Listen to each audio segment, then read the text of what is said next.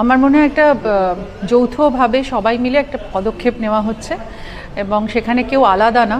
Federation, আমাদের artist forum এবং এমপা producers forum সবাই মিলে ঐক্যবদ্ধ হয়ে একটা ডিসিশন করা হয়েছে যে আমাদের সেফটি অ্যান্ড সিকিউরিটির জন্য ইন্স্যুরেন্স থাকবে, ম্যান্ডেটরি কিছু কম্পেনসেশনের ব্যবস্থা থাকবে এবং সেগুলো নিয়ে পর্যালোচনা চলছে প্রডিউসারদের সঙ্গে। তারাও মেনে গেছে অনেক কিছুই, আর কিছু টেকনিক্যালিটিস চলছে যেগুলো 15 থেকে 30 দিনের মধ্যে আমরা জানতে পারবো।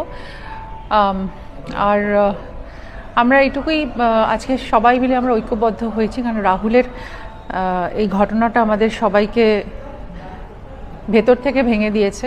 আর বাঁচা এবং মরার মধ্যে যে একটা লাইন আছে সেইটা কিন্তু আমরা আজকে উপলব্ধি করতে পারছি না, যে সকালবেলা যে আমরা বেরোবো, রাত্রিবেলা আমরা সত্যি সত্যি শুটিং থেকে ফিরে আসবো কিনা।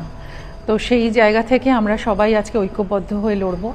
এবং রাহুল আমাদের ভীষণ প্রিয়ভাজন, এবং রাহুলের এই মৃত্যুতে আমরা শেকেন হয়ে গেছি, এবং রাহুলকে সম্মান আমাদের এই ব্যাপারে জানাতেই হবে যে